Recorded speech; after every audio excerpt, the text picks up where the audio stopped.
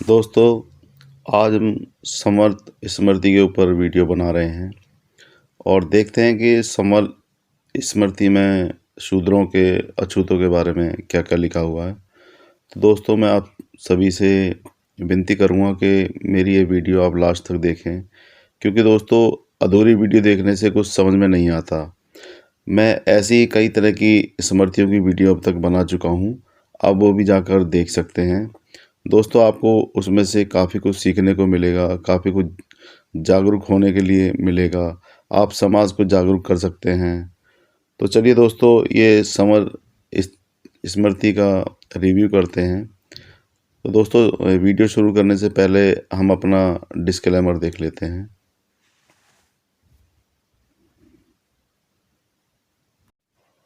दोस्तों, ये अथ समर्थ स्मृति ये पहला पेज है और इसमें किसी तरह का कोई श्लोक नहीं है, बस ये स्टार्टिंग का पेज है। इसके बाद ये अगला पेज है 161 नंबर पेज। दोस्तों, ये 161 नंबर पेज है समर्थ स्मृति का। इसमें 31 नंबर श्लोक है। और दोस्तों, हम ये हिंदी में ही पढ़ेंगे, क्योंकि अगर हम संस्कृत में पढ़ते हैं तो हमारा वीडियो काफ़ी लंबा हो जाएगा। तो दोस्तों, ये शुरू करते हैं। जो कभी भी शूद्र के हाथ से भोजन करता है या उसके हाथ से पानी पीता है, उसकी शुद्धि अहोरात्र उपवास कर पंचगव्य के पीने से होती है। बासी उच्छिष्ट और जिसमें बाल आदि पड़े हों, ऐसे अन्न को खाने वाला मनुष्य अहोरात्र उपवास करके पंचगव्य पीने से शुद्ध होता है। जिसने शूद्र के यहाँ के बर्तन में अथवा टूटे हुए बर्तन में भोजन किया है, उसकी शुद्धि अहोरात्र उपवास कर पंचगव्य के पीने से होती है। दोस्तों, इसमें समझने वाली बात यह है कि शूद्र को इन्होंने कितना नीचा दिखाया हुआ है, कितना नीचा बनाया हुआ है, और शूद्रों की उस टाइम क्या हालत रही होगी, आप थोड़ा सा अंदाज़ा लगा कर देखिए। आज की जनरेशन अगर अपने पूर्वजों के बारे में सोचे तो उन्होंने कितने अन्याय अत्याचार सहे इन ब्राह्मणों के द्वारा। दोस्तों, ये जितने भी स्मृतियाँ लिखी गई हैं, ये ब्राह्मणों के द्वारा लिखी गई हैं। और ब्राह्मण कभी नहीं चाहता था कि ये शूद्र और ओबीसी कभी हमारे बराबरी पर बैठे, या मतलब कि तरक्की करे, या कुछ अ, अच्छा अपना पालन पोषण करे।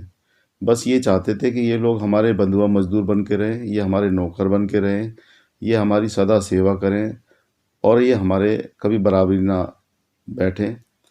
दोस्तों, इन ब्राह्मणों ने हमारे साथ बहुत ही शोषण किया, ओबीसी समाज के साथ बहुत ही शोषण किया, अन्याय किया, अत्याचार किया। और दोस्तों, उससे भी ज़्यादा अत्याचार अछूतों के साथ हुआ, जो अंत्यज बोले जाते हैं, अछूत बोले जाते हैं। इन्होंने बहुत ज़्यादा अत्याचार उनके साथ भी किया। उनको तो गांव से बाहर रखा जाता था, लेकिन ओबीसी समाज को ये अपने आसपास रखते थे, उन्हीं से सेवा करवाते थे, उन्हीं का इस्तेमाल करते थे और उन्हीं का शोषण करते थे। चलिए दोस्तों, आगे बढ़ते हैं।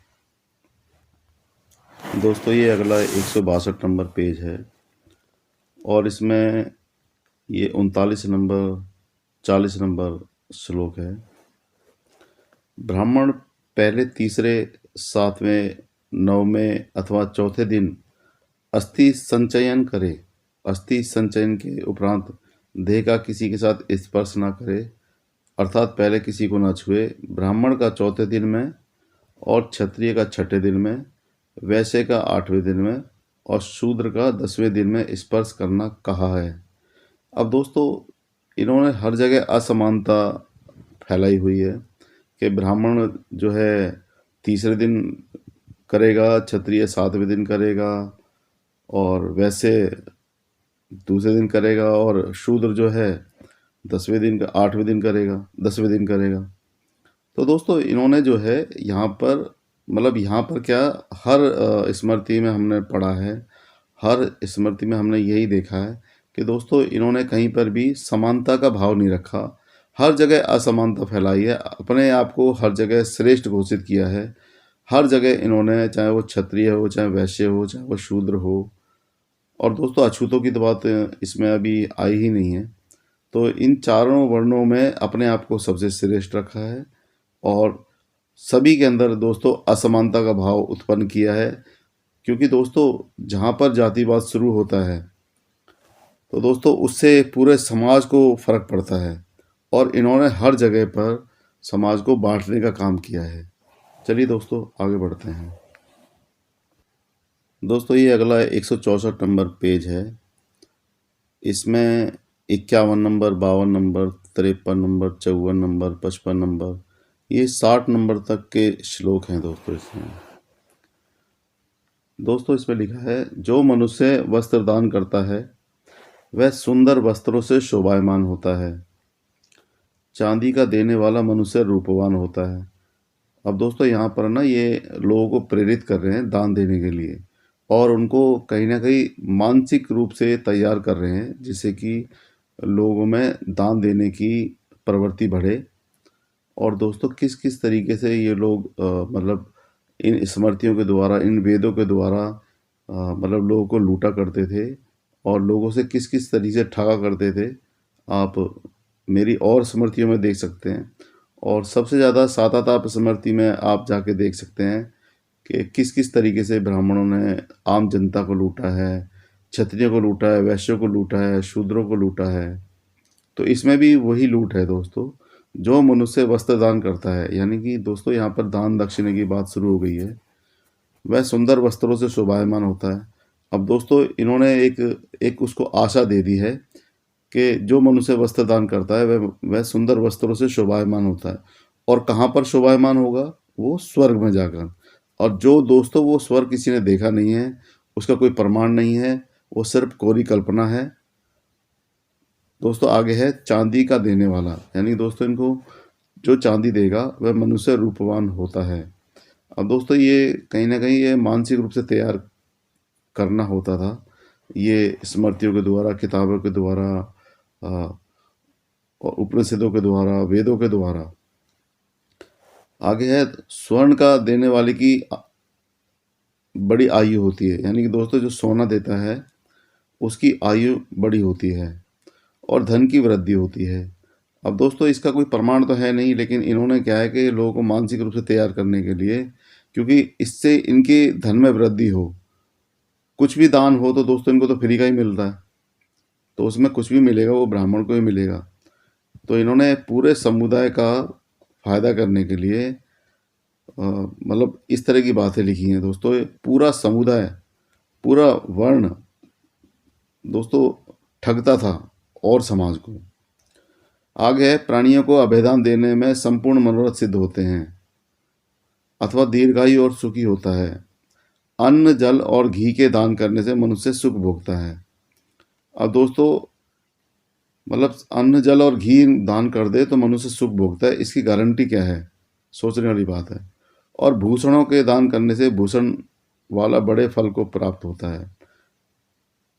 जो मनुष्य फल, मूल तथा नाना प्रकार के शाक और सुगंध वाले फूल इनका दान करता है वह पंडित होता है।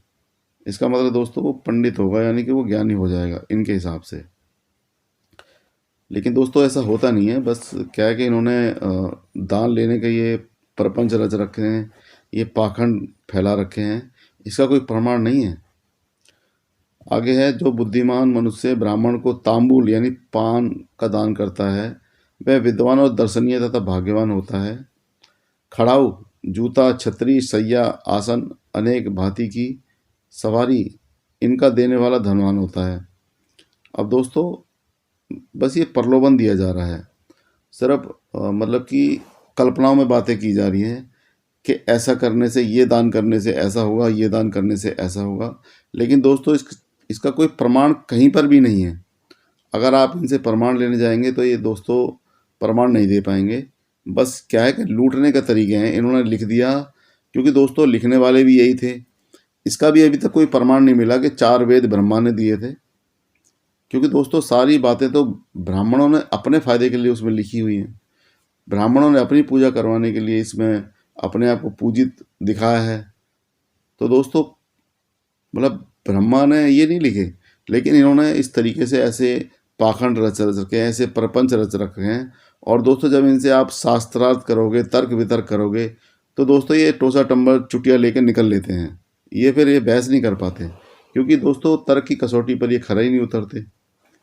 बस ये बातों को घुमाएंगे, आपको बेवकूफ़ बनाएंगे और दोस्तों उस बात का सही तरीके से उत्तर नहीं देंगे। आगे है, जो मनुष्य शीतकाल में अग्नि और बड़े वरण से काष्ठ देता है वह जठर अग्नि के समान कांति वाला, पंडित तथा रूपवान और भाग्यशाली होता है। जो मनुष्य रोगियों के रोग को दूर करने के लिए औषधि, स्नेह, धृत इनको मिलाकर भोजन देता है वह रोग रहित होकर सुखी और चिरंजीवी होता है। शीतकाल में जो मनुष्य ब्राह्मणों को काष्ठ ईंधन देता है वह युद्ध के समय शत्रुओं को जीतता है, लक्ष्मीवान होकर दीप्तिमान होता है। दोस्तों अब क्या है, इनको सिर्फ सिर्फ लिखना ही तो था। इनको सिर्फ क्या है कि समाज में ये लोगों को बहकाना था, लोगों को बेवकूफ़ बनाना था। ये अपने ग्रंथों में, अपने वेदों में, अपनी पुराणों में, अपने उपनिषदों में, अपनी स्मृतियों में, अब दोस्तों सोच के देखिए इतनी किताबें पूरे समाज में घूमती थी पूरे भारत देश में, और कितने ये पढ़ पढ़ के मतलब ये लोगों को बेवकूफ़ बनाते थे। ये तो भगवान की दी हुई मतलब किताब है, ये तो वेद भगवान ने प्रकट किए थे, भगवान की आज्ञा है, जो ऐसा दान करता है ब्राह्मणों को तो उसको ये फल मिलता है, ऐसा होता है तो वैसा मिलता है। लेकिन दोस्तों जब आप प्रमाण मांगेंगे तो ये दोस्तों प्रमाण नहीं देंगे आपको। आपको जितना मतलब आप इनसे तर्क वितर्क करेंगे तो आपको घुमाने की कोशिश करेंगे, आपको बेवकूफ़ बनाने की कोशिश करेंगे। लेकिन दोस्तों ये इनकी बातों से आप संतुष्ट नहीं हो सकते हैं। तो दोस्तों आगे बढ़ते हैं।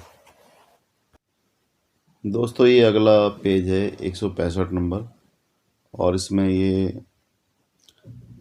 61 नंबर श्लोक से लेकर और ये 68 नंबर श्लोक तक इसमें इसका अनुवाद दिया गया है।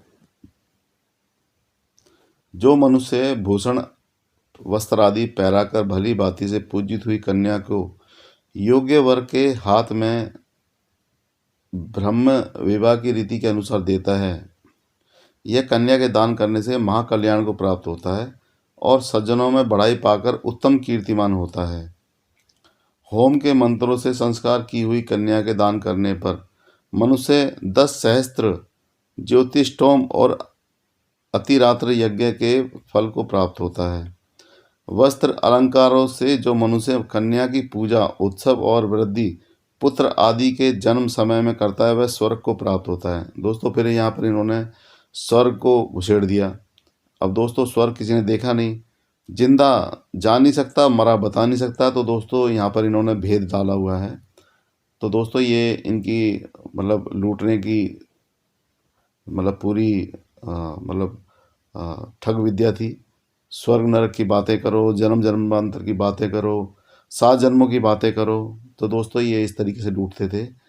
आपको स्वर्ग का मतलब डर दिखाते थे, नरक का डर दिखाते थे। तो दोस्तों ये इस तरीके से लूटते थे। आगे है, अविवाहित कन्या रोमों के निकल आने के समय में कन्या को चंद्रमा भोग करता है। अब दोस्तों यहाँ पर ये झूठ शुरू कर दिया है। अविवाहित यानी कि जो कन्या जिसकी शादी नहीं हुई है, रोमों के निकल जाने के समय में कन्या को चंद्रमा भोग करता है, यानी चंद्रमा उसके साथ मतलब उसको भोगता है। और ऋतुमती होने के समय में गंधर्व भोगते हैं। अब दोस्तों इन्हीं की डिक्शनरी है। इसमें चंद्रमा घुसेड़ दिया, गंधर्व घुसेड़ दिया, दानव घुसेड़ दिया, दैत्य, पता नहीं क्या क्या इन्होंने शब्द बना रखे थे दोस्तों। इन्होंने ऐसे प्रपंच बना रखे थे, ऐसे पाखंड बना रखे थे दोस्तों। आप सोच के देखिए ऐसे ऐसे शब्दों का इन्होंने ईजाद किया हुआ था जिसको आम लोग जानते भी नहीं हैं। तो ऋतुमती होने के समय में गंधर्व भोगते हैं। दोनों स्तनों के ऊंचे होने पर अग्नि भोगता है। अब दोस्तों यहाँ पर देखो कितनी गंदी बात इन्होंने यहाँ पर करी है। दोनों स्तनों के ऊंचे होने पर अग्नि भोगता है, यानी अग्नि देवता भोगता है। 8 वर्ष तक कन्या गौरी है, 9वें वर्ष में रोहिणी और 10वें वर्ष में कन्या को कन्या कहा है। इसके उपरांत कन्या की संज्ञा रजस्वला हो जाती है, यानी कि 10वें वर्ष के बाद यानी 11वें वर्ष में अगर कन्या आती है तो उसकी संज्ञा रजस्वला हो जाती है। कन्या को ऋतुमती हुआ देखकर बड़ा भाई, माता पिता ये तीनों नरक में जाते हैं, यानी कि इन्होंने उस तरीके से लोगों को मानसिक रूप से तैयार कर रखा था कि लड़की अगर रजस्वला हो रही है, लड़की को डेट पीरियड आने स्टार्ट हो रहे हैं, तो उसकी शादी कर दो। यानी कि 12 साल की उम्र में ये लोग उसकी शादियां करवा दिया करते थे। इस कारण रजो दर्शन के बिना ही कन्या का विवाह करना श्रेष्ठ है। यानी कि उसके पीरियड आने से पहले ही उसको उसका शादी कर दो, वो श्रेष्ठ है। 8 वर्ष की कन्या का विवाह करना परम श्रेष्ठ है। अब दोस्तों देखो, बाल विवाह को इन्होंने बढ़ावा दिया। इनकी नीतियों ने कैसे कैसे मतलब हरकतें कर रखी थी। 8 वर्ष की कन्या का विवाह करना परम श्रेष्ठ है। आज के समय में ये ब्राह्मण लोग अपनी 8 वर्ष की कन्या का विवाह करेंगे? क्या संविधान में 8 वर्ष की कन्या का विवाह लिखा है? लेकिन दोस्तों इनकी इनके स्मृतियों में, मनु स्मृति में 8 वर्ष की कन्या का विवाह लिखा है। और दोस्तों कितने बड़े पुरुष के साथ करते थे ये? कोई 25 साल का, 30 साल का, मतलब इतना बड़ा अंतर होता था कि मतलब आप सोच के देखिए, एक मतलब छोटी सी लड़की जिसको पता भी नहीं है कि उसको कैसे मतलब क्या क्या होता है, शादी ब्याह क्या होते हैं, और उसको ऐसे विवाह बंधन में बांध दिया, फिर उसके बच्चे होते थे। दोस्तों इनकी नीतियों की वजह से इतनी औरतें मरा करती थी उस टाइम में। मतलब कोई गर्भ धारण कर लेती थी तो बच्चे पैदा होते थे, बच्चे पैदा होने में सबसे ज़्यादा औरतें मरा करती थी। उनका औसत इतना था कि दोस्तों आप अगर डेटा निकाल के देखेंगे तो आपको पता चलेगा। और दोस्तों ये करने वाला कौन था? ये ब्राह्मण वर्ग। ये ब्राह्मण वर्ग ही है जिसने समाज को मतलब अपने तरीके से चलाया है। क्योंकि इन्होंने दोस्तों अपने आप को देवता बनाकर स्थापित किया, अपने आप को अपनी पूजा करवाई, अपने आप को अ, लेकिन दोस्तों इसके पीछे ना, इतना कुछ करने के पीछे काफ़ी समय लगा, काफ़ी षड्यंत्र इन लोगों ने रचा, काफ़ी पाखंड रचे, तब जाके इन्होंने मतलब इस मनुस्मृति को लागू किया, इन सारी स्मृतियों को लागू किया, इनके हिसाब से चलना स्टार्ट हुआ। लेकिन दोस्तों आप उस समाज की कल्पना कीजिए जिस समाज में ये सब होता था, और आपके पूर्वजों के साथ कितना अत्याचार होता था। दोस्तों इन्हीं के द्वारा बनाए गए मतलब विधान को हम माना करते थे। हम जितने भी मतलब शोषित समाज के लोग थे, हम शोषण सह सहकर इनकी इनके दकियानूसी जो मतलब ये कानून बनाया करते थे, उनको हम मानते थे। दोस्तों सब पहले सती प्रथा थी, मतलब औरतों को जला दिया करते थे, पति के साथ ही जला दिया करते थे। तो दोस्तों आप समझ सकते हैं ये है मतलब कि इन लोगों का विधान। और आज के समय में ये लागू कर दें तो दोस्तों फिर हमारा देश गर्त में चला जाएगा, फिर दोबारा मतलब नरक की स्थिति आ जाएगी। शूद्रों की ज़िंदगी फिर वही दोबारा मतलब वो सेवा करने वाली बन जाएगी। दोस्तों शूद्र कोई और नहीं, ओबीसी समाज है। मैं बार बार इसलिए कहता हूँ क्योंकि कुछ ओबीसी समाज के लोग अपने आप को आज भी सवर्ण समाज का के बराबर समझते हैं। अपने आप को वो शूद्र मानना ही नहीं चाहते। वो अपने आप को मतलब वो ऊंची कास्ट का मान के चलते हैं। तो दोस्तों उन लोगों को समझने की ज़रूरत है, अपनी अंधभक्ति का चश्मा हटाएं और दोस्तों समाज को आगे ले जाने का प्रयास करें। चलिए दोस्तों आगे बढ़ते हैं। दोस्तों ये अगला पेज है 166 नंबर, और इसका ये 72 नंबर श्लोक दिखा रहा है। कांसी के पात्र और वस्त्रों से अलंकृत कर दूध देने वाली गौ को मनुष्य ब्राह्मण को दान करता है, वह स्वर्गलोक में पूजित होता है। अब दोस्तों इन्होंने अपने मतलब कि स्वार्थ के लिए यहाँ पर फिर दोबारा मतलब समाज को बेवकूफ़ बनाने की कोशिश की है। मतलब कांसी के पात्र और वस्त्रों में अलंकृत कर दूध देने वाली गाय, यानी कि दोस्तों जो गाय दूध दे रही है उस गाय को ब्राह्मण को दान करता है, वह स्वर्ग लोक में उसकी पूजा होती है, यानी वह स्वर्ग लोक में पूजित होता है। यानी जो मनुष्य ब्राह्मण को गाय दान करेगा, वो भी दूध देने वाली गाय, वो स्वर्ग लोक में पूजित होगा, उसकी स्वर्ग लोक में पूजा होगी। तो दोस्तों ये प्रलोभन दिया गया है, और इसका कोई प्रमाण नहीं है कि आप लोगों ने गाय दे दी तो ये मतलब कि आपकी पूजा होगी। इसका कोई प्रमाण नहीं है। इसका कोई, बस इन्होंने क्या है, मुंह से निकालना था, मुंह से हगना था, वो हग दिया। और दोस्तों इन्होंने ऐसी स्मृतियाँ मतलब लिख लिख कर लोगों को बेवकूफ़ बनाया, लोगों को ठगा है दोस्तों, और आज तक ठगते हुए आ रहे हैं। आज आप देखेंगे मंदिरों में जो ये चढ़ावे चढ़ते हैं, ये जो भी होता है, सब ये दोस्तों ये वेद पुराण स्मृतियाँ पढ़ा पढ़ा के, कथा सुना सुना के इन लोगों ने आम जनता के दिमाग में ये सब डाल दिया है। लोग बहुत दान करते हैं दोस्तों इन लोगों को, और ये ऐसी कौम है जो बैठे बैठे खा रही है। ये पड़े पड़े सांड बन रहे हैं दोस्तों। आम एक बेचारा छोटा सा मजदूर कमा के लाता है, वो इनके मंदिरों में चढ़ा जाता है। वो चाहे अछूत हो, चाहे वो शूद्र हो, ओबीसी हो, इससे उसको कोई मतलब नहीं है दोस्तों। उसके दान से इनको लेना देना है। आप मंदिर में घुसो मत घुसो, लेकिन दान इनको दे दो, ये उसमें खुश हैं, क्योंकि इनसे इनकी रोजी रोटी चलती रहे, इनको मेहनत ना करनी पड़े दोस्तों। इसी तरीके से इन्होंने अपने विधान में ये नियम बनाए हुए थे, और लोगों को प्रलोभन देना, लोगों को बेवकूफ़ बनाना, लोगों को ठगना, इनका यही काम था दोस्तों। दोस्तों ये अगला है 73, 74, 75 और 76 नंबर श्लोक है। अन्न उत्पन्न हुई पृथ्वी और आदि ब्याई हुई गौ, इन्हें वेद के पार जानने वाले ब्राह्मण को देने से मनुष्य स्वर्ग लोक में पूजित होता है। दोस्तों फिर दोबारा उन्होंने पूजा पाठ की बात शुरू कर दी। फिर दोबारा वही कि स्वर्ग लोक में पूजित होता है। दोस्तों वो आज तक स्वर्ग लोक किसी ने देखा नहीं है, उसको किसी ने जाना नहीं है। जिंदा जान नहीं सकता, मरा हुआ बता नहीं सकता। तो दोस्तों ये जो बीच में जो दलाल हैं, यही आप लोगों को बताते हैं कि स्वर्ग कैसा होता है। उसमें तरह तरह की अप्सराएं नाच करती हैं, डांस करती रहती हैं, सुरा मदिरा का प्रयोग होता है, बड़े अच्छे अच्छे फल होते हैं, बड़े अच्छे अच्छे स्थान होते हैं। बस क्या है दोस्तों, ऐसा दिमाग में डालकर प्रलोभन दिया जाता है, लेकिन दोस्तों प्रमाण से कुछ भी नहीं है। तो दोस्तों आप सोच के देखिए किस किस तरीके से लूटते थे। थोड़ा आप समझने की कोशिश कीजिए, आपको काफ़ी जागरूक होने के लिए मिलेगा। आगे है दोस्तों, जितने अन्न पौधों की जड़ दान की है, और जितने गौ के शरीर पर रोम है यानी कि उसके छिद्र हैं, उतने ही वर्ष तक वह मनुष्य स्वर्ग में पूजित होता है। अब दोस्तों मतलब आप सोच के देखिए, गाय के शरीर पे कितने रोम होंगे, कितने छिद्र होंगे, इसका कोई किसी ने आज तक गिनती नहीं गिनी।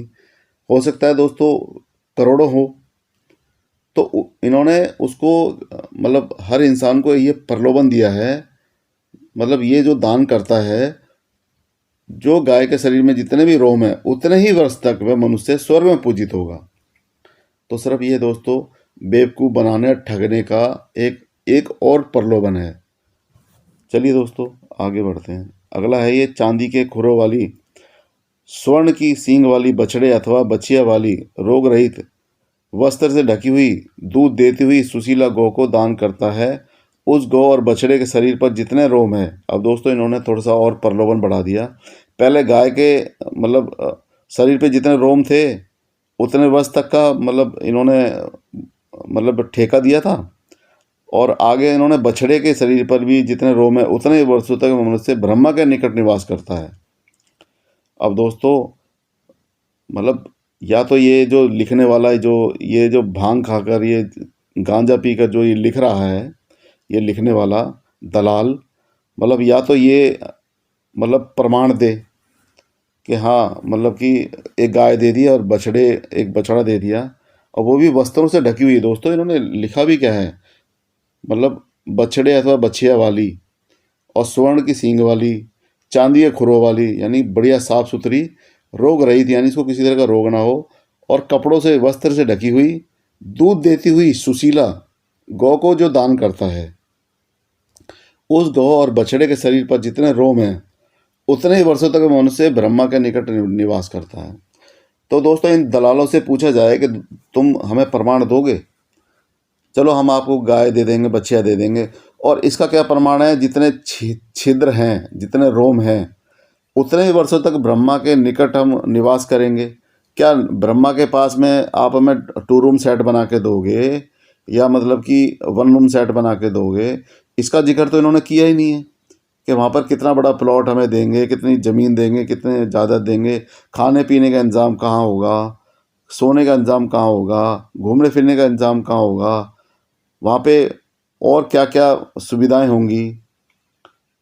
तो दोस्तों इस चीज़ का जिक्र तो इन्होंने किया ही नहीं, बस इन्होंने मतलब मनुष्य से मतलब ब्रह्मा के निकट निवास करवा दिया, और वो भी मतलब सिर्फ कल्पनाओं में करके कि बछड़े के शरीर पर जितने रोम हैं छिद्र हैं, और गाय के शरीर पर जितने रोम छिद्र हैं उतने वर्षों तक ब्रह्मा के निकट निवास करेगा।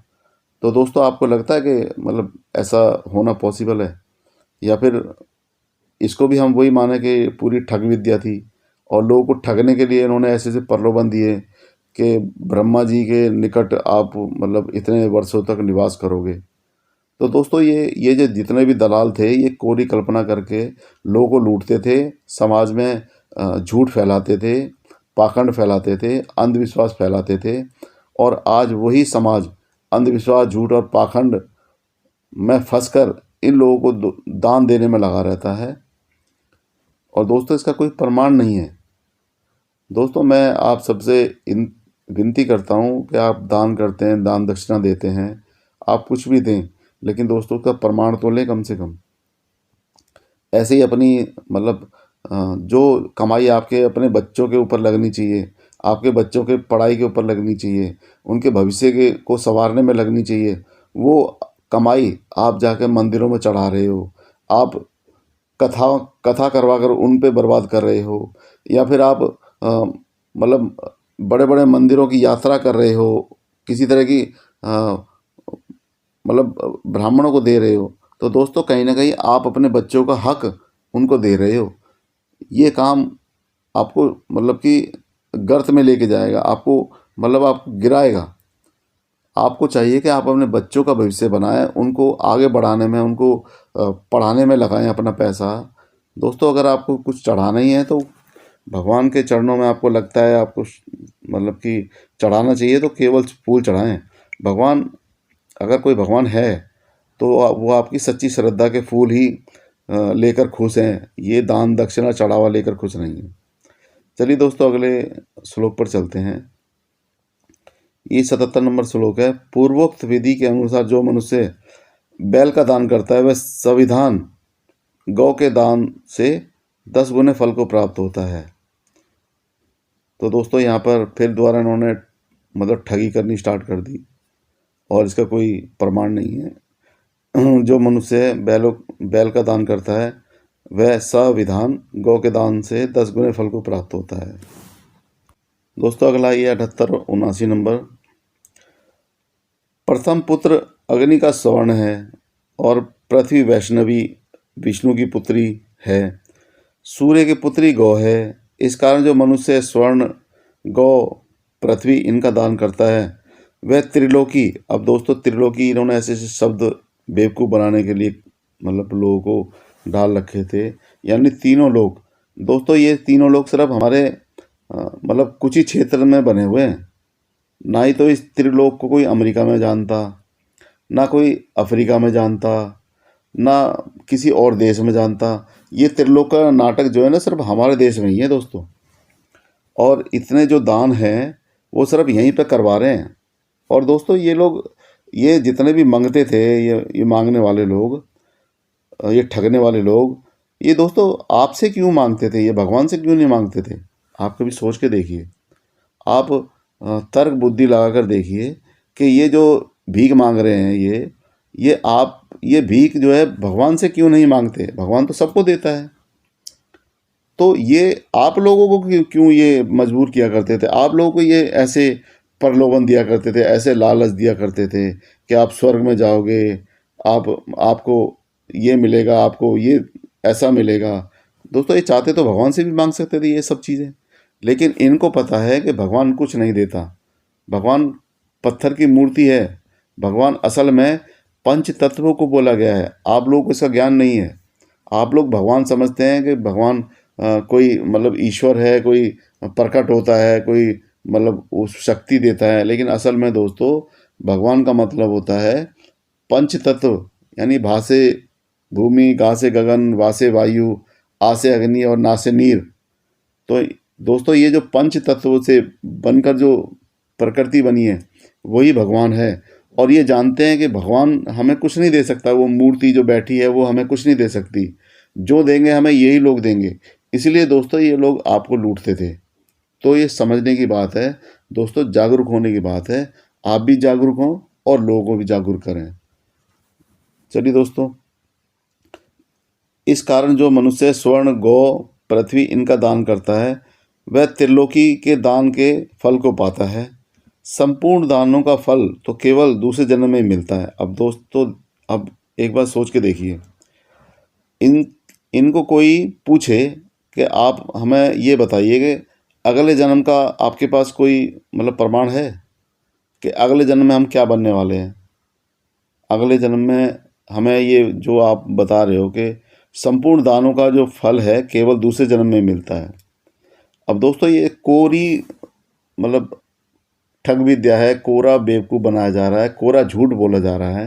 क्योंकि दोस्तों आप लोग ना अगले जन्म की बात करोगे, ना अगले जन्म का प्रमाण है। बस जो हगना है इनको अपने मुंह से हगना है और वो आप मानोगे। और सारी बातें सब मौखिक हैं दोस्तों, लिखित में कुछ भी नहीं है, प्रमाणिक कुछ भी नहीं है। बस क्या है दोस्तों, ये प्रलोभन है। संपूर्ण दानों का फल केवल दूसरे जन्म में मिलता है। तो दोस्तों ये आप इस बात पे यकीन कर सकते हो कि हमें अगले जन्म में हमें अगले दिन का तो पता नहीं है दोस्तों, अगले जन्म की हम कैसे बात कर लें। लेकिन दोस्तों क्या है, इन्होंने किस किस तरीके से लोगों को मानसिक गुलाम बना रखा था और आज भी लोगों को मानसिक गुलाम बना रखा है। ये लोग कितना लूटते थे, कितना किस किस तरीके से लूटते थे, किसी से ठगते थे, आप ये देख ही रहे हैं दोस्तों। ये समझने और सोचने वाली बात है दोस्तों। आगे है, और स्वर्ण, पृथ्वी, गौ इनका फल 7 जन्मों तक मिलता है। दोस्तों अगले जन्म का तो पता नहीं है, अगले दिन का तो पता नहीं है, इस 7 जन्मों तक का ठेका इन्होंने ले लिया।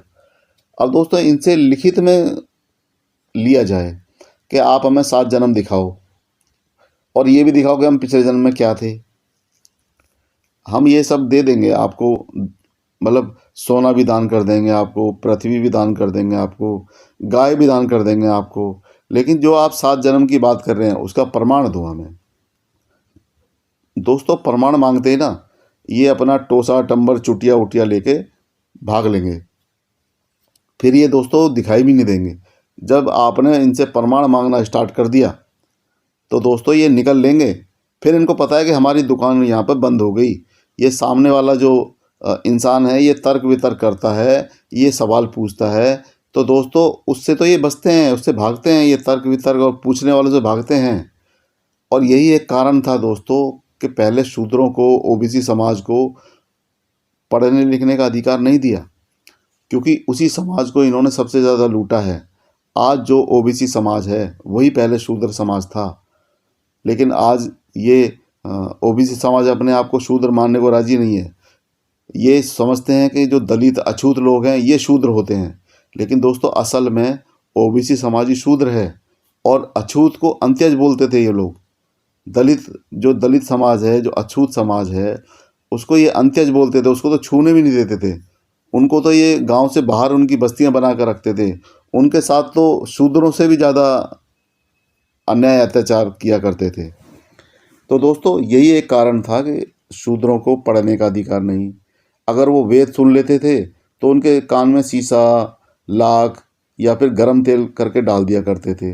अब दोस्तों सोच के देखिए, अगर किसी एक शूद्र यानी ओबीसी समाज के किसी भी इंसान के कान में सीसा पिघला के डाल दिया या कुछ भी करके डाल दिया, और दोस्तों समाज के सामने जब ऐसी मतलब घटना आती है तो कितना लोग डरते होंगे दोस्तों उस चीज़ से कि कोई वेद सुनने से भी मतलब डरता था। वेद कहीं पे वेद का मंत्रों का उच्चारण होता था तो लोग भाग जाया करते थे बहुत दूर दूर तक कि हमारे कानों में मतलब वेदों के उच्चारण ना पड़ जाएं, कहीं हमारे कानों में शीशा पिघला कर न डाल दें। तो दोस्तों कितना ये शोषण और कितना अन्याय, कितना अत्याचार होता रहा। और दोस्तों इन्होंने अनपढ़ गंवार बनाकर, पशु समान बनाकर लोगों को लूटते रहे, लोगों को लूटते रहे। जैसे उन्होंने बोला ये बेचारे शूद्र समाज, ओबीसी समाज के लोग इनको देते रहे। दोस्तों सबसे ज़्यादा सेवा इन लोगों ने की, सबसे ज़्यादा मेहनत इन लोगों ने की। और दोस्तों सबसे ज़्यादा मतलब लूटे भी यही लोग हैं।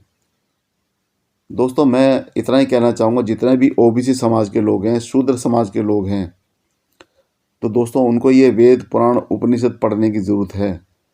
क्योंकि दोस्तों जब आप ये उपनिषद पढ़ेंगे, वेद पढ़ेंगे, स्मृतियाँ पढ़ेंगे, वेद पुराण पढ़ेंगे, तब आप जान पाएंगे कि आपकी क्या मतलब हैसियत थी, क्या औकात थी, समाज में आप लोग किस पायदान पर आते थे, आपको किस तरीके से ट्रीट किया जाता था, आपके साथ कैसा व्यवहार किया जाता था, तभी आज बात जान पाएंगे दोस्तों।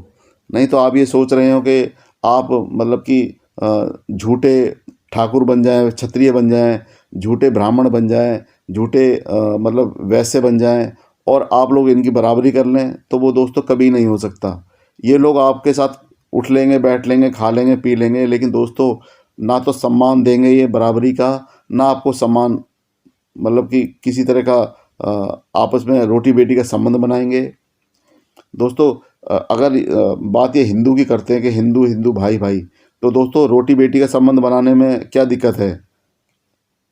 आप भी तो इंसान हैं, ये भी इंसान है, इनके भी चार हाथ पैर हैं, आपके भी चार हाथ पैर हैं। ये लोग जहाँ से पैदा होते हैं वहीं से आप लोग पैदा होते हैं, जो ये खाते हैं वही आप भी खाते हैं। तो दोस्तों रोटी बेटी का संबंध बना सकते हैं। क्या आप कोई अछूत थोड़ी हैं, या फिर आपके कोई ऐसी बीमारी थोड़ी लग रही है कि भाई मतलब कि आप मतलब बीमार हैं, या फिर कोई अछूत हैं जिससे कि मतलब कि बीमारी लग जाएगी। तो दोस्तों आप सोच के देखिए, आपको भीड़ भीड़ बनाकर ये आपसे वोट लेते हैं, सत्ता पे बैठे हैं, दोस्तों सिर्फ आपको ये इस्तेमाल करते हैं।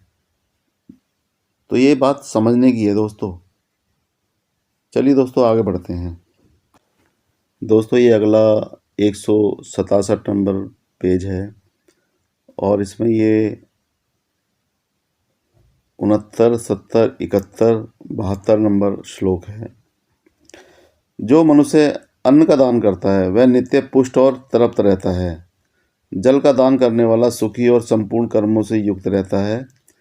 संपूर्ण दानों में अन्न का दान ही श्रेष्ठ है, कारण कि सब प्राणियों का जीवन अन्न से ही है। इसी कारण से ब्रह्मा जी ने कल्प कल्प में संपूर्ण प्रजा अन्न से ही रची है। इसमें उत्तम और दान नहीं है, इससे उत्तम और कोई दान नहीं है, कारण कि अन्न से ही प्राणियों की उत्पत्ति है, अन्न से ही उनका जीवन है, इसमें किंचित भी संदेह नहीं है। तो दोस्तों इन्होंने ये दान की बात की है यहाँ पर, और इनको सब कुछ दान में ही चाहिए था, सब कुछ फ्री का चाहिए था। इस बात को आप समझ सकते हैं कि दोस्तों इनको ना तो मेहनत करनी थी, ना कुछ करना था, बस इनको बैठ के इन्होंने अपने आप को क्या बता रखा था कि हमें तो सिर्फ यज्ञ करना है, हवन करना है और अध्ययन करना है, यानी कि मतलब जो वेद पुराण है उनको पढ़ना है, और बाकी हराम की खानी है, मांग मांग के खाना है, हमें दान के द्वारा हमें खाना है। और हम उस दलाल हैं, हम ईश्वर के दलाल हैं, और जो ईश्वर बोलता है वो हम आपको बता देते हैं, तो हम ईश्वर के सबसे बड़े दलाल हैं। तो दोस्तों ये इन दलालों की बातों को समझने की ज़रूरत है। ये किस किस तरीके से ठगते थे लोगों को, किस किस तरीके से बेवकूफ़ बनाते थे, ये समझने की ज़रूरत है दोस्तों। अगला है दोस्तों ये 73 नंबर। मिट्टी, गोबर, कुशा और यज्ञोपवीत उत्तम है। इनको जो मनुष्य गुणवान ब्राह्मण को दान करता है वह बड़े कुल में उत्पन्न होता है। तो दोस्तों ये मतलब ठगना तो है ही है, और ये प्रलोभन यानी कि लालच देना है। तो ये मतलब इस तरीके से लालच दे रहे हैं ये, कि ये दान करने से बड़े कुल में उत्पन्न होगा, वो दान करने से स्वर्ग में जाएगा, और ये दान करने से ब्रह्मा के पास इतने हजारों साल करोड़ों साल तक पड़ा रहेगा, मजे करेगा। तो दोस्तों ये सब प्रलोभन है, देखा किसी ने नहीं है, प्रमाण किसी चीज़ का नहीं है। ये सिर्फ मुंह से हगना होता है, मुंह से बातें करके फ्री में लोगों को बेवकूफ़ बनाकर उनका मानसिक शोषण करना है। और लोग इतने सालों से मानसिक गुलाम है, इनको दान करते हैं, इनको दान दक्षिणा देते हैं, और ये उनकी मौज लूटते हैं और उनके ऊपर हंसते भी हैं। आज हमने इतने मुर्गे काट दिया, आज इतने मुर्गों को बेवकूफ़ बना दिया, प्रमाण किसी चीज़ का नहीं है दोस्तों। दोस्तों अगला है ये 74 नंबर। जो मनुष्य ब्राह्मण को मुखवास यानी पान, सुपारी, इलायची देता है या दतौन देता है वह शुद्ध गंध वाला होता है, कभी भी वाद दुष्ट यानी तोतला नहीं होता। यानी कि दोस्तों जो इनको ये देता है, तो वो तोतला नहीं होता। अगर जो दोस्तों फिर भी तोतला हो जाए तो फिर क्या इन पे केस किया जाएगा? कोई प्रमाण नहीं है दोस्तों, मतलब सिर्फ मुंह से बोलना है। अगला है दोस्तों ये 75 नंबर, जो मनुष्य ब्राह्मण को पैर, गुदा और लिंग इनके सोच के लिए जल देता है, उसकी बुद्धि सर्वदा शुद्ध होती है। तो दोस्तों छोटा सा दान है, यानी कि पानी का दान दे दिया है, मतलब गुदा धोने के लिए यानी पिछवाड़ा धोने के लिए, लिंग धोने के लिए और सोच के लिए जल देता है, उसकी बुद्धि सर्वदा यानी उसकी बुद्धि तक ही उसको सीमित कर दिया, शुद्ध होती है यानी कि अच्छी हो जाती है। तो ये यहाँ पे इन्होंने अपनी सेवा करने के लिए यहाँ पर ये प्रलोभन दिया है, ये लालच दिया है। अगला है दोस्तों ये 76 नंबर, जो मनुष्य रोगियों की औषधि यानी कि दवाई वगैरह देता है, पथ्य, भोजन, तेल का उपटन, रहने के लिए स्थान देता है, वह रोग रहित यानी उसे किसी तरह की बीमारी नहीं होती, अर्थात उसे कभी कोई रोग नहीं होता। दोस्तों ये गारंटी लिख के दे, हम सब कुछ दे देंगे, ये हम देने को तैयार हैं, लेकिन ये पहले गारंटी तो दें कि हम आपको दें और बंदा किसी तरह का रोग नहीं होगा, हम आपको ये सब दे देंगे। लेकिन दोस्तों असल में होगा नहीं ये सिर्फ बेवकूफ़ बनाने के लिए, क्योंकि दोस्तों उसका कोई लिखित में प्रमाण ब्राह्मण देगा नहीं, और बाकी मौखिक करके ये दोस्तों लूट लेते हैं, आपसे मुंह से बोल के लूट लेंगे लेकिन प्रमाण नहीं देंगे लिखित में। ये सिर्फ जब आप बोलेंगे ना कि इसमें तो ये लिखा हुआ है, तो ये उस बात से पीछे हट जाते हैं, ये कहेंगे ये तो भगवान की वाणी है, ये तो वेदों में लिखा हुआ था, ये हमने थोड़ी लिखा है। तो दोस्तों ये ना बहुत बड़ा षड्यंत्र, बहुत बड़ा प्रपंच है, पूरे समाज को लूटने का, दान लेने का, दक्षिणा लेने का। ये लोग भगवान से नहीं मांगते, उन्हें पता है भगवान है ही नहीं तो देगा क्या। अगला है दोस्तों ये नहीं दोस्तों ये 80 मतलब 87 नंबर है, ये पहले 86 था अब 87 है, हम उसको 76 पढ़ रहे हैं क्योंकि दोस्तों हिंदी का इतना अभ्यास नहीं है। तो ये दोस्तों 87 नंबर है ये। गुड़, गन्ने का रस, लवण और व्यंजन या सुगंधित पान, इनका जो दान करता है वह अत्यंत सुखी रहता है। अब दोस्तों मतलब ऐसी ऐसी बातें दिमाग में डाली जाएंगी तो दोस्तों इनके तो मज़े ही मज़े हैं। कभी कोई गुड़ दे जाएगा, कभी कोई गन्ने का रस दे जाएगा, कोई कोई किसी तरह का व्यंजन, व्यंजन का मतलब होता है जो कुछ मतलब मालपुए वगैरह बना रहा है वो दे जाएगा, कोई पान दे जाएगा वो खाने के लिए। तो जो इनको देगा वो सुखी रहता है। तो उनके दिमाग में ये डाल दिया, उनको मानसिक मतलब ये आज्ञा दे दी, उन कहते हैं ना ये मतलब साइकोलॉजी को उनको तैयार कर दिया कि आप ये दोगे तो आप सुखी रहोगे।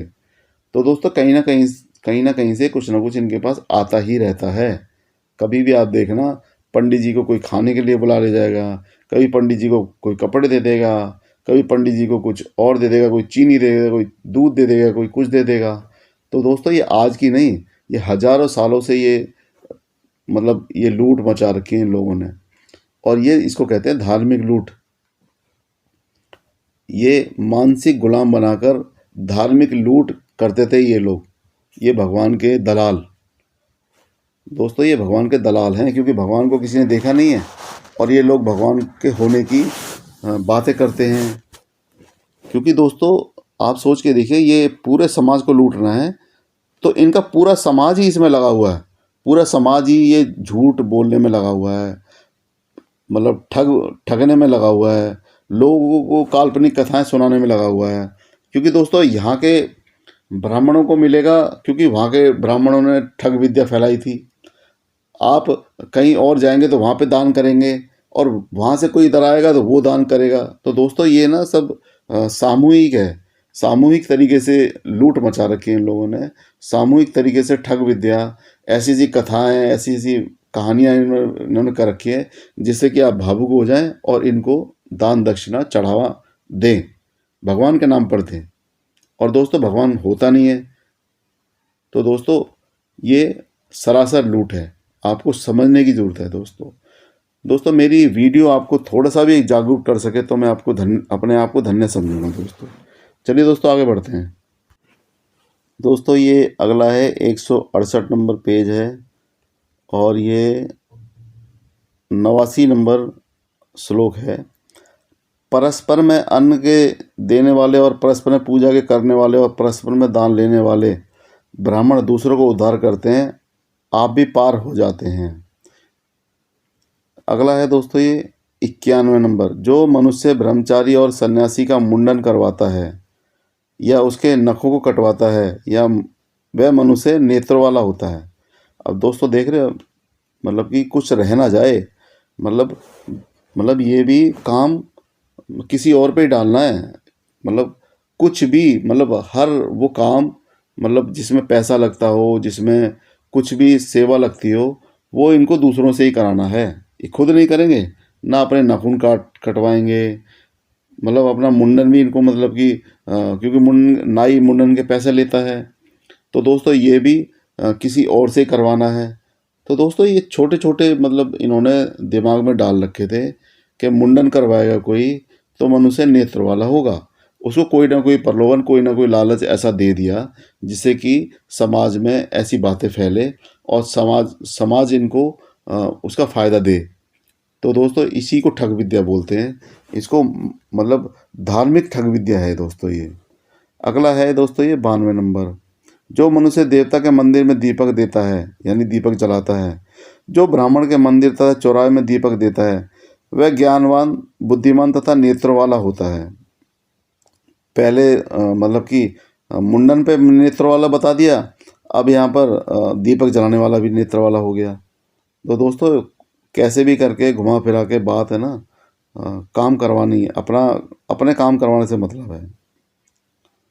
अगला है दोस्तों ये 93 नंबर, जो मनुष्य नित्य नैमित्तिक यानी कि नित्य यानी रोज नियम से और काम्य कर्म में अपनी शक्ति के अनुसार तिलों का दान करता है, वह प्रजा, पशु वाला और धनवान होता है। तो दोस्तों ये इन्होंने फिर एक प्रलोभन दे दिया, लालच दे दिया। अगला 94 नंबर, जो मनुष्य ब्राह्मणों के मांगने पर जिस समय जो वस्तु देता है, यानी कि जो मनुष्य ब्राह्मणों के मांगने पर जिस समय जो वस्तु देता है, यानी ब्राह्मण ने जब भी कुछ भी मांग लिया और उसी समय वो वस्तु देता है, तृण व काष्ठ इत्यादि उसके सभी गौदान के समान है।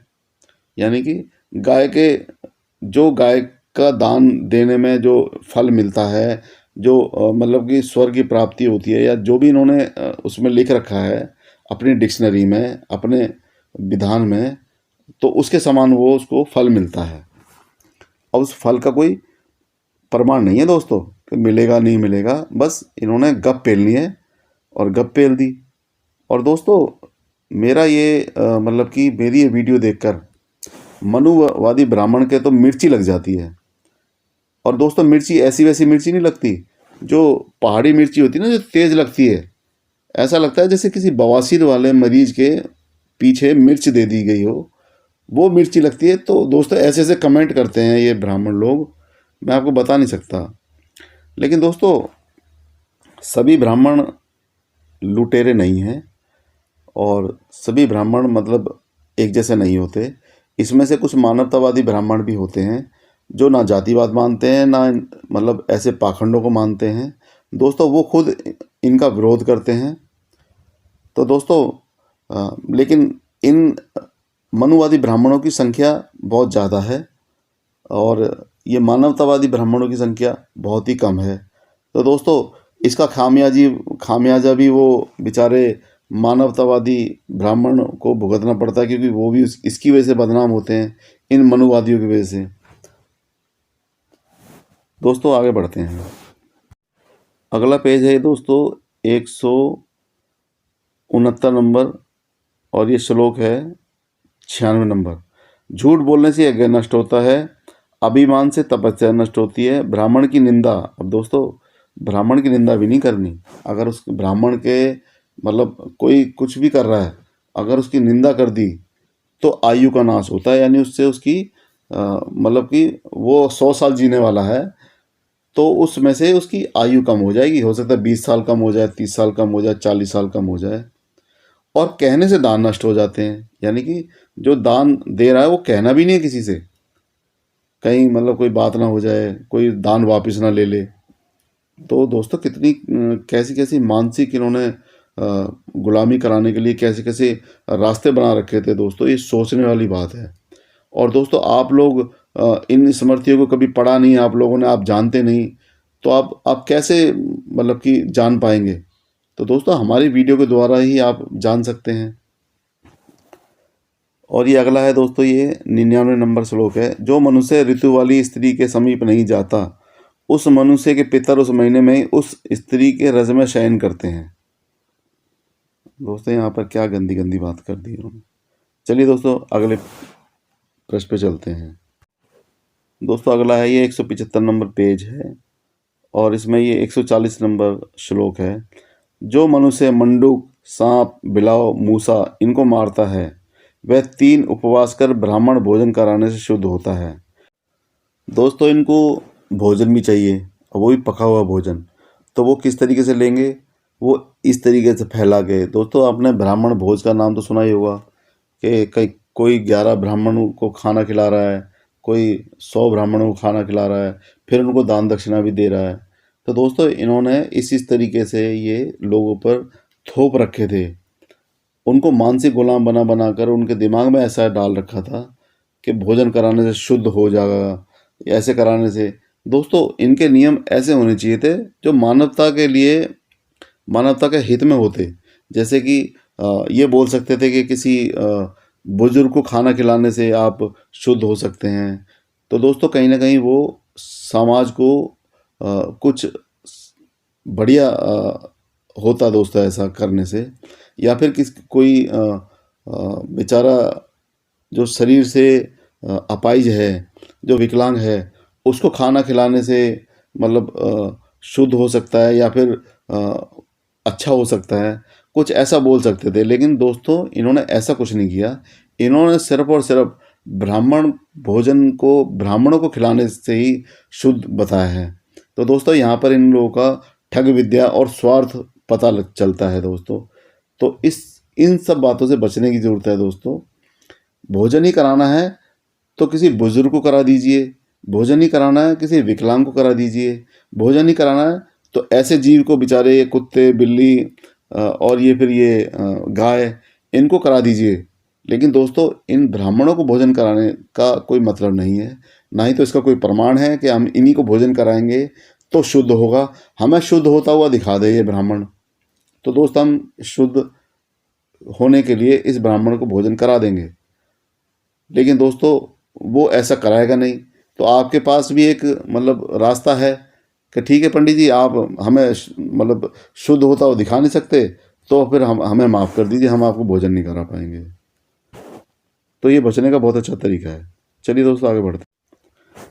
दोस्तों ये अगला 177 नंबर पेज है और इसमें 143 नंबर श्लोक से लेकर 168 नंबर श्लोक तक है दोस्तों। ये दोस्तों इसमें लिखा है, भली भांति करने से शुद्ध होता है, यानी दोस्तों पीछे का रहा होगा। जो ब्राह्मण मोहित होकर नटनी, धोबन, बांस और चमड़े से जीविका करने वाली स्त्रियों के संग गमन करता है, वह चांद्रायण व्रत करने से शुद्ध होता है। अब दोस्तों मतलब कि इन्होंने अपने ही नियम ऐसे बना रखे थे, किसी के साथ भी संभोग कर आए, कुछ भी कर आए, जाकर वो एक व्रत कर लेगा तो उससे शुद्ध हो जाएगा। दोस्तों कैसे बेवकूफ़ बनाने वाली हरकतें थी, कैसे मतलब ऐसे कोई शुद्ध होता होगा। आगे है, जो ब्राह्मण, क्षत्रिय अथवा वैश्य की स्त्री के संग कामदेव वश मोहित होकर गमन करता है, यानी कि सेक्स करता है, वह 7 पन कच्छू करने से उसके पाप से छूट सकता है। जो मनुष्य 1 महीने अथवा 15 दिन तक शूद्र की स्त्री के साथ गमन करता है, यानी कि इसके साथ सेक्स करता है, वह 15 दिन तक गाय का मूत्र और जौ खाने से शुद्ध होता है, यानी गौमूत्र और जौ खाने से शुद्ध होता है। जो मनुष्य अन्य कुटुंब की ब्राह्मणी के साथ गमन करता है, वह प्राजापत्य के करने से शुद्ध होता है। और अपने कुटुंब की स्त्री के साथ गमन करने वाला ब्राह्मण प्राजापत्य करने से ही शुद्ध होता है। क्षत्रिय स्त्री के साथ गमन करने से, प्राजापत्य करने से शुद्ध होता है। जो मनुष्य गौ के साथ गमन करता है, यानी गाय के साथ सेक्स करता है, वह चांद्रायण व्रत करने से शुद्ध होता है। मामा की स्त्री यानी माई, सास, मामा की पुत्री, जो मनुष्य अज्ञान से इनके साथ गमन करता है, वह पराग व्रत करने से भली भांति शुद्ध होता है। जो मनुष्य गुरु की पुत्री बुआ के साथ और बुआ की बेटी के साथ गमन करता है वह चांद्रायण व्रत करने से शुद्ध होता है। चाचा और भाई की बहू के साथ गमन करने वाला मनुष्य गुरु की स्त्री के साथ गमन का प्रायश्चित करे। इसके अतिरिक्त उसके पाप की निवृत्ति नहीं होती। यानी जो गुरु है, और गुरु कौन होता था? ब्राह्मण। और ब्राह्मण अपनी बीवी के साथ किसी को बर्दाश्त नहीं करता, इसलिए उसकी कोई वो नहीं है, उसकी पाप की निवृत्ति यानी उसका कोई प्रायश्चित ही नहीं है। माता के अतिरिक्त पिता की अन्य स्त्री और माता की शीलवती बहन और दूसरी माता में उत्पन्न हुई सौतेली बहन, इन तीनों स्त्रियों के साथ जो मनुष्य में नीच मनुष्य गमन करता है वह तप्त कच्छू करने से शुद्ध होता है। दोस्तों सभी तरह का इन्होंने मतलब कि रास्ता बता दिया कि मतलब उसके साथ करने से ये शुद्ध हो जाएगा, उसके साथ करने से शुद्ध हो जाएगा। लेकिन यहाँ पर गुरु की जो मतलब स्त्री बताई है उसके साथ किसी तरह का कोई समझौता नहीं किया इन लोगों ने। ये समझने वाली बात है दोस्तों। जो मनुष्य पशु और वैश्य के साथ गमन करता है वह प्राजापत्य करने से शुद्ध होता है। मित्र की स्त्री, सास, साले की स्त्री, माता, बहन और अपनी लड़की, जो मनुष्य में नीच मनुष्य इसके साथ गमन करता है उसका प्रायश्चित ही नहीं है।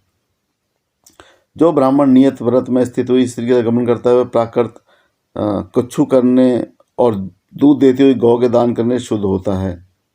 जो मनुष्य रजस्वला स्त्री, गर्भवती और पतित स्त्री के साथ गमन करता है, यानी पतित यानी नीच स्त्री के साथ गमन करता है यानी सेक्स करता है, वह अधिक कच्छू करने से अपने पाप से मुक्त होता है।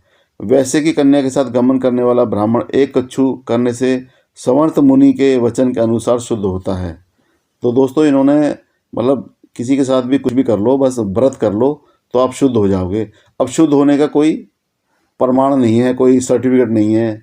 या तो इनको सर्टिफिकेट इशू करना चाहिए कि अब आप शुद्ध हो गए हैं और आपके मतलब आपका जो पाप था वो यहाँ दिखाई दे रहा था, जैसे ही आपने ये किया वो पाप वहाँ से हट के कहीं और चला गया। या तो इंसान पाप करे, वो पीला हो जाए, लाल हो जाए, काला हो जाए तो वो अलग ही दिखता है, फिर वो शुद्ध होने के बाद फिर वो दोबारा उसी कलर का हो जाए जिस कलर का था, तब भी बात समझ में आती है। लेकिन दोस्तों यहाँ पर वो सिर्फ ये नाटक, ये ठग विद्या, ये सब करना था। और यहाँ पर इन्होंने अपने दान की बात भी लिख दी है कि मतलब उसके दान करने से शुद्ध हो जाता है। तो दोस्तों ये सारी ठग विद्या है, इसको समझने की ज़रूरत है। चलिए दोस्तों आगे बढ़ते हैं। दोस्तों ये अगला 178 नंबर पेज है, इसमें 170 नंबर श्लोक है। यदि शूद्र कामदेव से मोहित हो, कदाचित ब्राह्मण की स्त्री के साथ गमन करे, तो गौमूत्र और जौ के खाने से 1 महीने में शुद्ध होता है। अब दोस्तों यहाँ पर ये कामदेव से मोहित ये ना बोलकर मतलब कि सीधा सा सिंपल एक वो है कि भाई बंदे को सेक्स चढ़ गया और उसने ब्राह्मणी के साथ सेक्स कर लिया, तो वो गाय का मूत्र और गौ के खाने से 1 महीने में शुद्ध होता है। तो ये इनके परपंच थे दोस्तों, पाखंड परपंच। ऐसे कोई शुद्धि है? और दोस्तों शुद्ध होने का कोई सबूत है, कोई प्रमाण है? या तो हमें मतलब एक कोई नापने का यंत्र हो कि भाई पाप आपका ये पाप हो गया, आपने पाप कर लिया, तो पाप करने से मतलब कुछ भी हो गया, शरीर में कुछ भी चेंजेस आ गए और फिर उसके बाद वो शुद्ध करने से वो चेंजेस मतलब ख़त्म हो गए, तब भी समझ में आती है बात दोस्तों। लेकिन क्या है कि इन्होंने बेवकूफ़ बनाना था, इनको अपने मुंह से हगना था, वो हग दिया इन्होंने ये लोगों को बेवकूफ़ बनाना था, बना दिया। और अगला है दोस्तों ये 172 नंबर। यदि ब्राह्मण की स्त्री कदाचित शूद्र का संग करे, उस ब्राह्मण की स्त्री शुद्धि कुच्छू चांदन के करने से होती है। और जो श्रेष्ठ ब्राह्मण आदि उत्तम जाति की स्त्रियों, चांडाल, पुलकस, स्वपाक, यानी कि दोस्तों ये नीची जाति में आती हैं, इनके साथ गमन करे तो 3 चांद्रायण करने से शुद्ध होती हैं।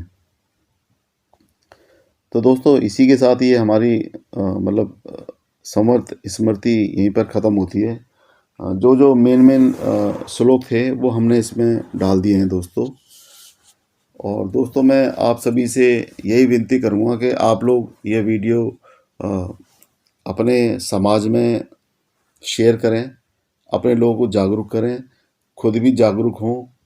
और दोस्तों जिससे कि हमारे समाज में फैली जो विषमता हैं ये समाप्त हो सकें, लोग समझ सकें, लोग लूटने पिटने से बच सकें। और दोस्तों, आप भी अपना पैसा सही जगह लगा सकें, अपने बच्चों के भविष्य में लगा सकें और इन इन धार्मिक ठगों से बच के रहें और बच पाएँ। दोस्तों, यही हमारा प्रयास है, यही हमारा ध्येय है कि हम लोगों को मतलब ऐसे धार्मिक ठगों से बचा सकें, धार्मिक लूट से बचा सकें, आपको जागरूक कर सकें, समाज को जागरूक कर सकें।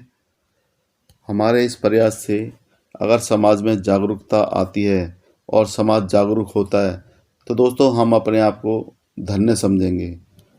दोस्तों, हमारा मकसद यही है कि समाज में जागरूकता आए, लोग जागरूक बने, समाज को जागरूक करें और दोस्तों हमारा समाज लूटने पिटने से बचे। दोस्तों, ये वीडियो काफ़ी लंबी हो चुकी है और मैं इस वीडियो को यहीं पर विराम देता हूँ और आप सभी से विनती करता हूँ कि आप मेरा ये वीडियो ज़्यादा से ज़्यादा शेयर करें और हमारे चैनल जन जागरण को सब्सक्राइब ज़रूर करें, लोगों से सब्सक्राइब करवाएं, जिससे कि आप भी हमारे साथ सामाजिक सेवा में शामिल हो सकें और दोस्तों समाज को जागरूक करने में आप भी हमारा सहयोग कर सकें। दोस्तों, इसी के साथ इतने लंबे समय तक बने रहने के लिए मैं आप सभी का बहुत बहुत धन्यवाद करता हूँ। नमस्कार, धन्यवाद।